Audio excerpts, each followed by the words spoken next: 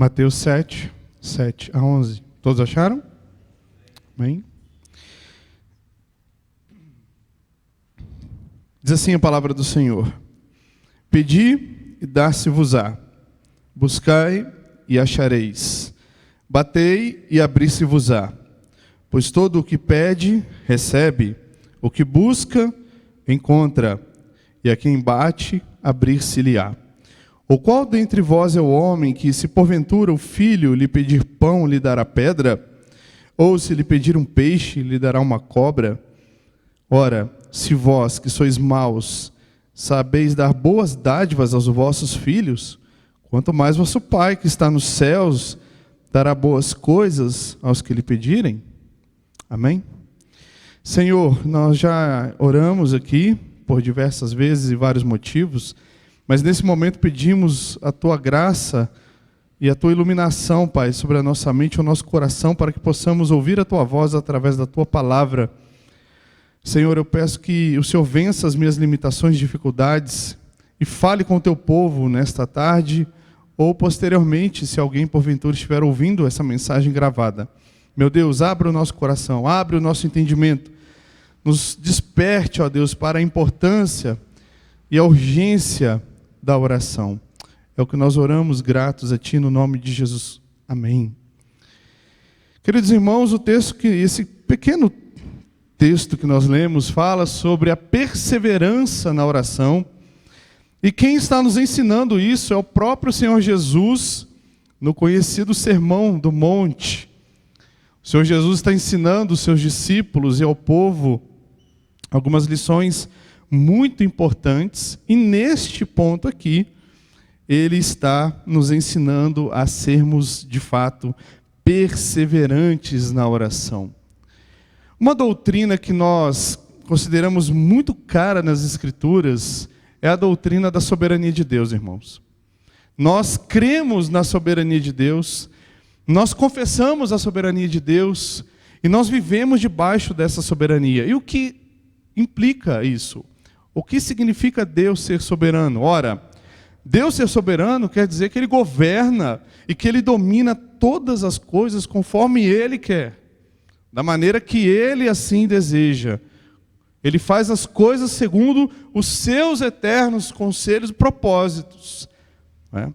Deus não pede conselho a nenhum homem, por mais poderoso que este homem possa parecer, por mais rico que esse homem possa ser, Deus não vai pedir conselhos a homens sobre aquilo que ele deve ou aquilo que ele não deve fazer. E dentro desse conceito de soberania, de que Deus governa e domina sobre todas as coisas, nós temos também a doutrina da providência, que é a forma como Deus governa a sua criação e o mundo agora, nesse momento. Não é? Nenhum detalhe dos acontecimentos da história ou da criação estão alheios a Deus. Deus ele tem o domínio perfeito e completo e soberano sobre todas as coisas. Então, por exemplo, quando nós lemos Isaías, capítulo 46, versos 8 a 13, eu vou ler aqui na versão da Nova Almeida atualizada, mas se os irmãos desejarem, podem abrir a Escritura também, Isaías 46, a partir do verso 8. A palavra de Deus diz assim: lembrem-se disso e animem-se. Pensem a respeito disso, ó rebeldes. Lembrem-se das coisas passadas, das coisas da antiguidade, que eu sou Deus e não há outro. Eu sou Deus e não há outro semelhante a mim. Desde o princípio anuncio o que há de acontecer, e desde a antiguidade revelo as coisas que ainda não sucederam. Eu digo, o meu conselho permanecerá em pé, e farei toda a minha vontade. Chamo uma ave de rapina desde o oriente, de uma terra longínqua, vem o homem do meu conselho.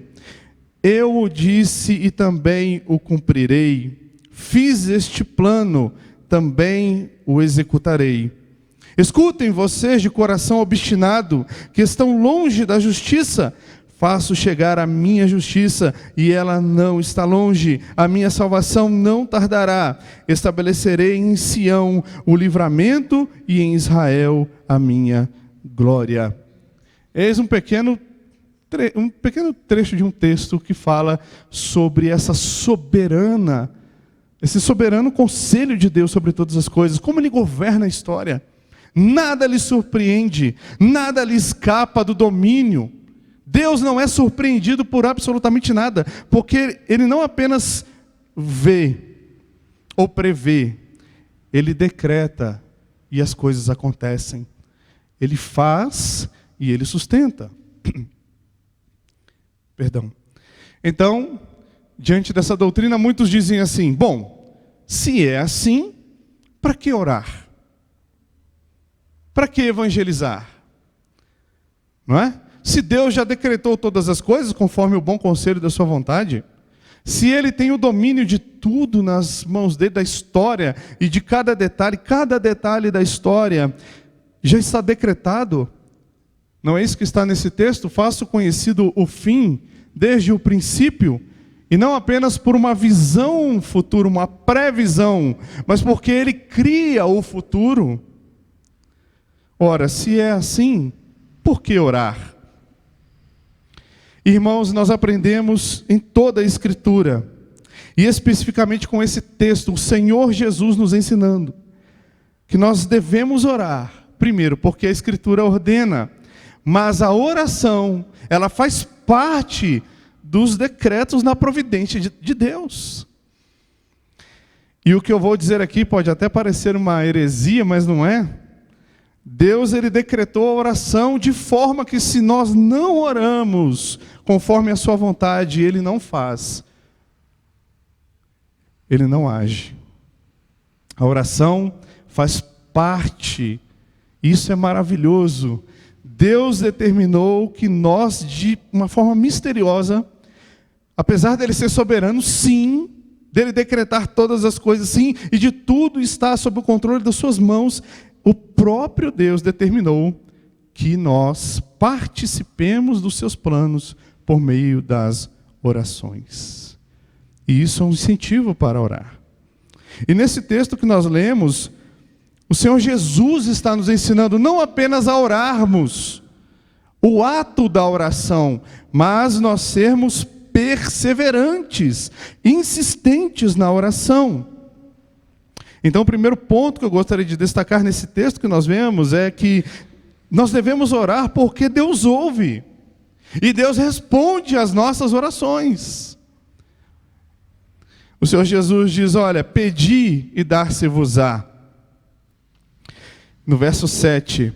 E no verso 8, ele vai dar um motivo porque nós devemos pedir. Pedi, porque nos será dado, pois todo o que pede, recebe. O Senhor Jesus também diz, buscai e achareis. E no verso 8 ele vai dizer, o que busca, encontra. E ele também diz, batei na porta, batei e ela abrir-se-vos-á. E no verso 8 ele diz, porque a quem bate, abrir-se-lhe-á. O Senhor Jesus está nos ensinando que o nosso Deus, Ele ouve as nossas orações. Ele está com os seus ouvidos atentos ao nosso clamor e aos nossos pedidos. É verdade, meus irmãos, que muitos dos nossos pedidos, porque não são feitos segundo a vontade de Deus e são pecaminosos, Deus não responde. Mas as Escrituras nos ensinam que se nós oramos segundo a vontade de Deus, que está revelada na sua palavra, e se nós oramos na autoridade do nome de Jesus, que não é um mantra, que não é uma chave, mas o nome de Jesus implica a sua autoridade, o seu domínio, o seu governo e a sua soberania. Se nós oramos de acordo com esses critérios, vamos dizer assim, pedi e dar-se-vos-á. Busquem e vocês encontrarão. Batam e essa porta vos será aberta. É o Senhor quem está nos garantindo isso. E isso é um incentivo para que nós oremos.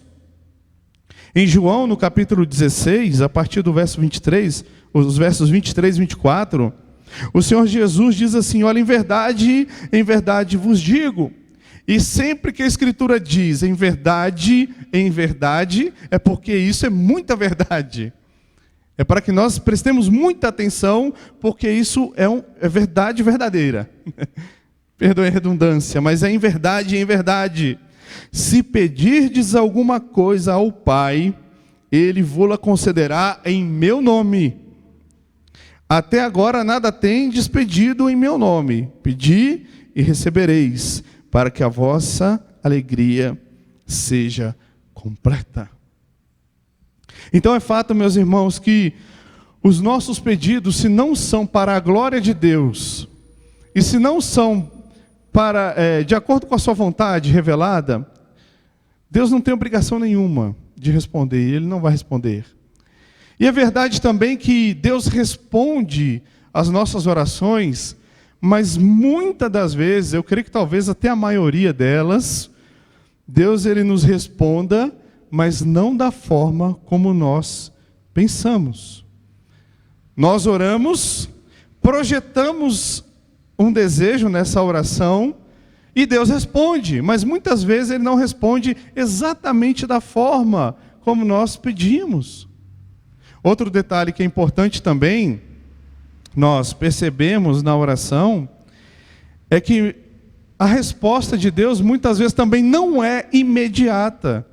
E nós que vivemos nesse tempo do imediatismo, nós queremos tudo para ontem e para agora. Com Deus não é assim.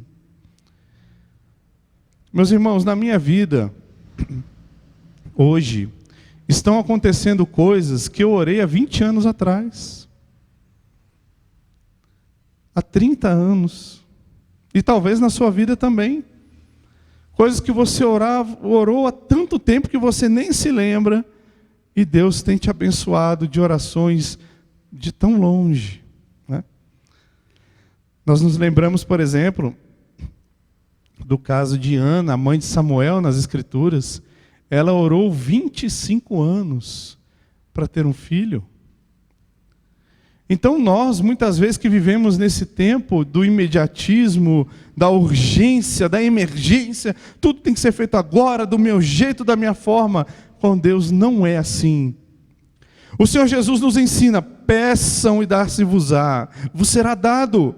Busquem como aquele tesouro, aquela dracma escondida. Busquem como vocês nunca buscaram e vos será dado. Batam, insistam, perseverem e será aberto. Mas no meu tempo, da minha forma, do meu jeito, da minha maneira. Por quê? Porque nós aprendemos também na Escritura que todas as coisas cooperam para o bem daqueles que amam a Deus e daqueles que são chamados segundo o seu propósito. Então, quando Deus nos dá algo, ainda que não seja como nós pedimos especificamente, é para a glória dele, é para o nosso aperfeiçoamento, é para a nossa santificação, e é para que nós glorifiquemos o nome dele. Abra sua Bíblia em Lucas, deixa marcado Mateus capítulo 7, abra em Lucas capítulo 18, um pouquinho mais à frente.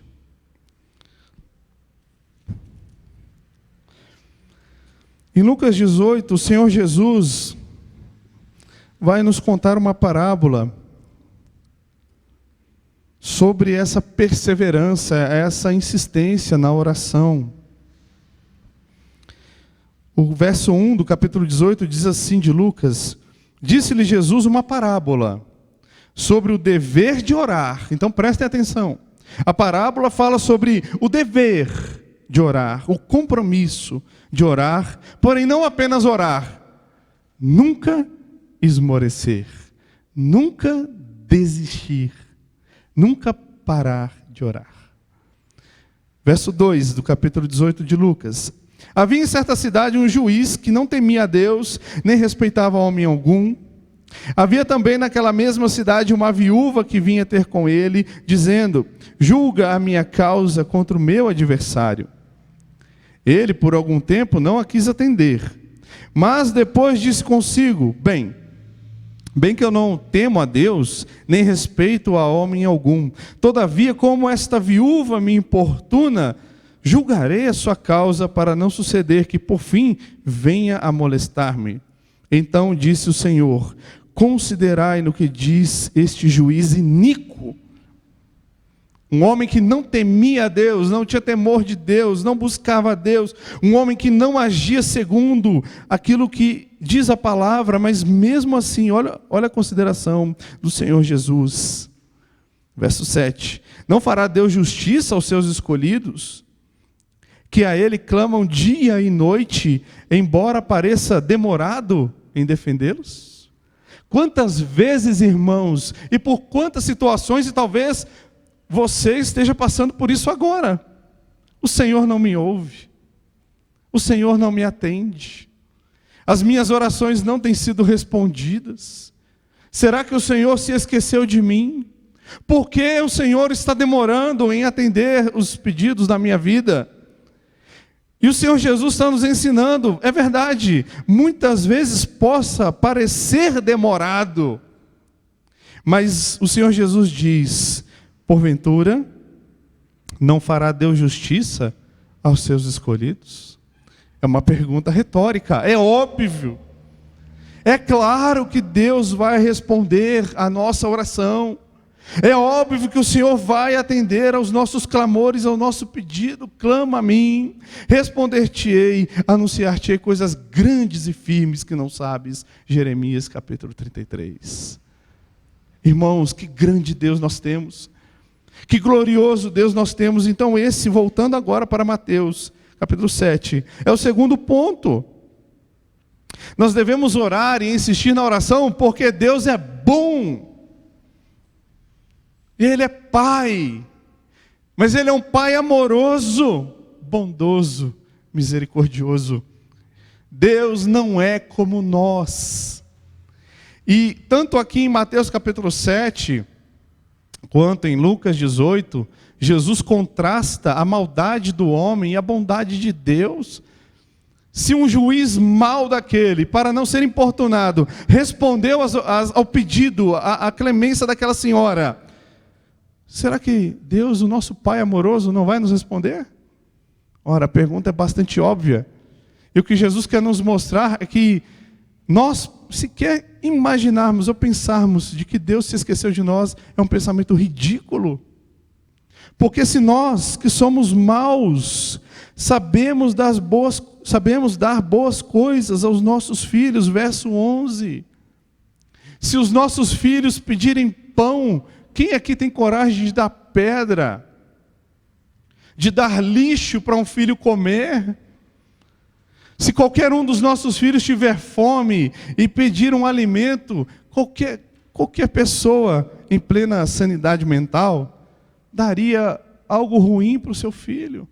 Então Jesus diz: olha, vocês que são maus sabem fazer coisas boas, quanto mais o vosso Pai não dará boas coisas àqueles que lhe pedirem. As Escrituras nos ensinam por diversos textos que o nosso Deus é bom e Ele é um Pai amoroso. Eu gostaria de citar alguns. O Salmo 100, verso 5, diz que o Senhor é bom.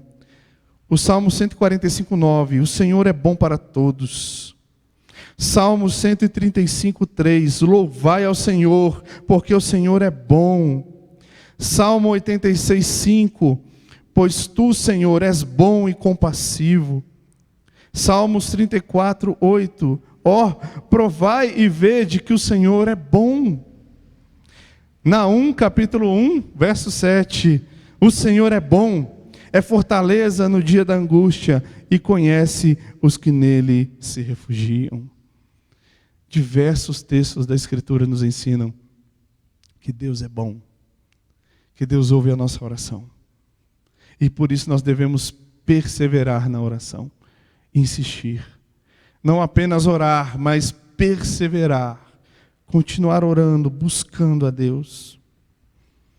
E o terceiro ponto que eu quero destacar nesse texto. Então, voltando, o primeiro, nós oramos porque Deus ouve a nossa oração.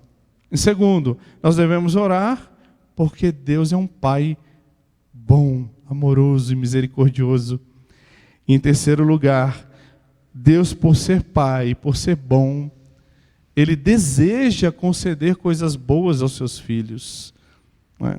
Nós lemos aí no texto: ora, se vós que sois maus sabeis dar boas dádivas aos vossos filhos, quanto mais o vosso Pai que está nos céus dará boas coisas aos que lhe pedirem. Irmãos, a pergunta do Senhor Jesus é retórica. É óbvio que Deus vai dar coisas boas aos seus filhos. É lógico. Está evidente. A bondade de Deus deixa isso evidente. Deus é tão maravilhoso, Deus é tão grandioso, Deus é tão misericordioso, que está bastante claro que Deus vai conceder boas coisas para todos os seus filhos. Isso está bastante claro. Quando nós lemos 1 João no capítulo 5, versos 14 e 15, o texto diz assim: e esta é a confiança que temos para com Ele, que, se pedirmos alguma coisa segundo a sua vontade, Ele nos ouve. E se sabemos que Ele nos ouve quanto ao que lhe pedimos, estamos certos, podemos ter certeza absoluta de que obtemos os pedidos que lhe temos feito. Então, irmãos, a Escritura nos ensina a revelação de Deus. Isso é a revelação de Deus para nós. Se isso aqui não estivesse revelado para nós, de alguma forma, nós não saberíamos disso. Mas está revelado. E o Deus Filho, que é o Deus encarnado, Cristo, está nos ensinando isso. Olha, peçam, batam, perseverem, busquem, não desistam, ainda que isso pareça demorado, ainda que pareça que Deus não está lhe respondendo, ou ainda pareça que Deus não está lhe ouvindo, Deus está lhe ouvindo. Deus está com os ouvidos abertos e atentos às suas orações. E concluindo, irmãos, esta mensagem, porque hoje nós também vivemos em um tempo que infelizmente é um tempo de tanta falta de temor e reverência a Deus, que nós não podemos nos achegar a Deus de qualquer maneira. Deus é um Pai amoroso, Deus é um Pai bondoso, Deus é um Pai misericordioso, mas Ele é Deus, e nós não. Ele é bom, e nós não somos bons. Ele é santo, e nós não. Então nós nos aproximamos diante desse Deus que é amoroso, que é um Pai bondoso, mas nos aproximamos diante dele com reverência nos nossos corações. Nós sabemos que Ele nos ouve, nós sabemos que os seus ouvidos estão abertos, nós temos esse incentivo do Senhor Jesus de pedir e nos será dado, de buscar para que recebamos e de bater para que nos seja aberto, mas nós devemos nos aproximar com reverência, não decretando, não determinando o que nós queremos. Eu exijo, Senhor, segundo a Tua palavra, e eu quero isso, eu quero aquilo. Não é assim que se ora.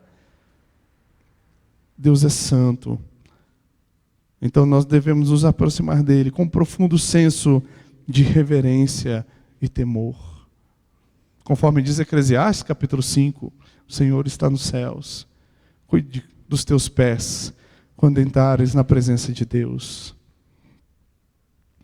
Segundo, nós devemos nos aproximar de Deus em oração, com um profundo senso de necessidade de arrependimento. Nós somos pecadores, irmãos. E nós nos achegamos a Deus por intermédio de Jesus. O véu está rasgado. Nós temos livre acesso ao trono da graça de Deus.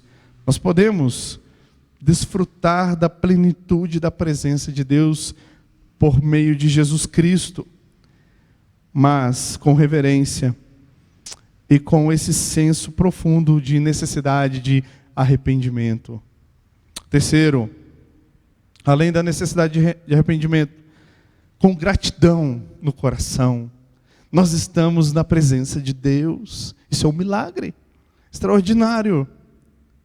Nós não merecíamos isso. Nós não pedimos isso.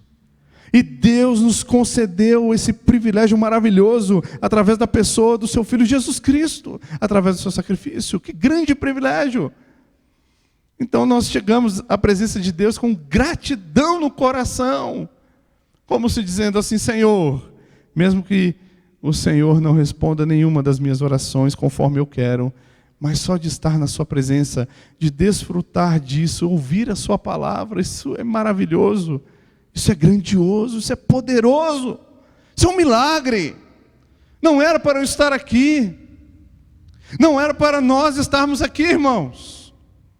Essa palavra santa e eterna, inerrante e infalível, não era para estar no nosso idioma, não era para que nós pecadores tivéssemos acesso a essa verdade. Quantas pessoas, bilhões de pessoas, bilhões e bilhões, morreram sem ter acesso a isso. E Deus é justo. Então, quando nós nos aproximamos de Deus, nos aproximamos com gratidão no coração. Obrigado. Obrigado, Senhor, por ter acesso a essa palavra. Obrigado, Senhor, por ter acesso a essa revelação. E mais, obrigado, Senhor, por termos acesso à explicação dessa revelação. Que coisa grandiosa. Quem pode medir isso? Reverência, arrependimento, gratidão. E por fim, grande convicção de fé e esperança de que Deus nos atende, Deus nos responde. Mesmo nós sendo quem somos, mesmo nós sendo indignos e merecedores, Deus nos ouve e nos responde. Que grande Deus, irmãos. Que obra grandiosa do Senhor nas nossas vidas. Por isso, nos acheguemos a Deus conforme diz o profeta em Hebreus, com ousadia, para entrarmos no Santo dos Santos. Mas essa ousadia não é irreverente, não é sem temor, é uma ousadia que nos faz adentrarmos na presença de Deus com um coração humilde, quebrantado, contrito, mas alegre, cheio de esperança de que Deus, Ele nos ouve e de que Deus nos responde. Por isso, perseveremos em oração, não desfaleçamos, não desanimemos, ainda que Deus, por causa do nosso pecado, não é? Pareça demorado, ainda que Deus pareça, entre aspas aqui, vou falar uma heresia, ainda que Deus pareça atrasado, Deus nunca se atrasa, irmãos. Ele sempre age no momento e na hora certa na nossa vida. Amém? Senhor, obrigado pela Tua palavra e que ela traga esperança sempre aos nossos corações. Se porventura estávamos desanimados em orar, que o Senhor renove no nosso coração a alegria, o privilégio e a esperança de estarmos na Sua presença, Senhor. Que o Teu Espírito Santo nos traga renovo neste dia, trazendo sobre nós o consolo, a força e o poder do Teu Santo Espírito. É o que nós oramos gratos no nome de Jesus. Amém. Irmãos, Deus os abençoe.